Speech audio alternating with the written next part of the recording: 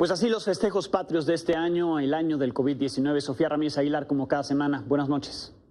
Buenas noches. Pues tres reflexiones, Alejandro. Sí. La primera es que las mujeres, sobre todo los reclamos feministas, no tuvieron mención en las vivas del presidente. La segunda es que fuera máscaras. La Sedena reconoce a la Guardia Nacional como uno de los 4 pilares de las Fuerzas Armadas. Y el tercero es que fue un grito austero, pero ese mismo día se rifó el avión.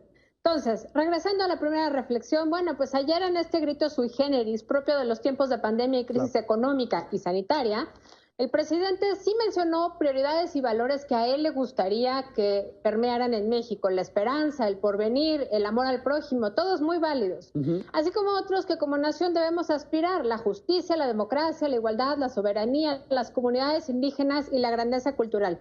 Todo bien hasta ahí. Sin embargo, olvidó un elemento que ha sido la piedra en el zapato de ese sexenio: las mujeres. Y bien lo decías hace unos momentos, los movimientos feministas son y seguirán siendo un elemento que no se menciona, pero tampoco se olvida. Y es que el año pasado, entre los vivas, sí mencionó a las madres y a los padres, pero este año no hubo ni una mención al respecto. Y como decía mi colega Daniela Malpica, experta en justicia transicional, en una entrevista anoche, las mujeres son quienes están liderando la construcción de paz desde la calle en México, desde el activismo y desde la academia.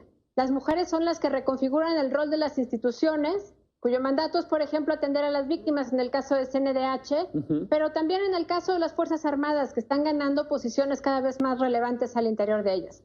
Las mujeres además encabezan colectivos de familiares de desaparecidos y desaparecidas, y también movimientos que buscan la verdad, la justicia y la reparación del daño.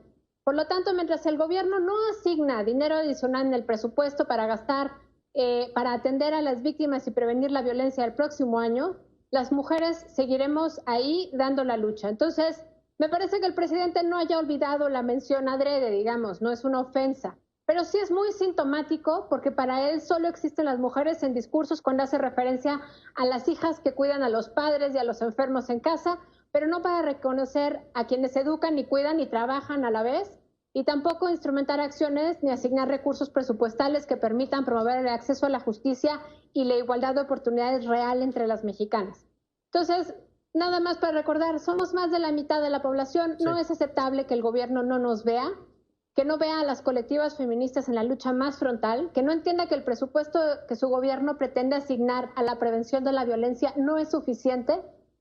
Y bueno, pues como consuelo le quedará que a este gobierno que el feminismo llegó para quedarse y que no va a ser comparsa de ningún partido político, es decir, va a seguir siendo una piedra en el zapato para los gobiernos que vengan, pero eso no cambia la realidad que nadie nos está mencionando. Sí. ¿Cuál habría sido la redacción de ese Viva, el ideal en tu perspectiva, Sof?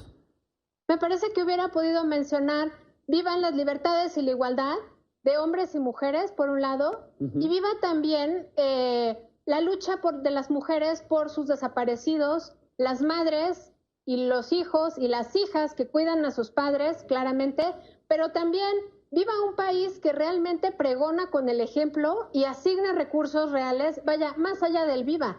Okay. En la asignación del proyecto de egresos de la Federación, claro, debió haberse incluido. Bien. La segunda reflexión, ya voy súper rápido por el tiempo, es que el tuit de la Sedena del día de hoy refleja que con las Fuerzas Armadas se configuran 4 pilares. La primera es la Guardia Nacional, que hasta ahora nos habían dicho que era un elemento civil. La segunda es la Armada de México, la tercera la Fuerza Aérea y el cuarto el Ejército Mexicano.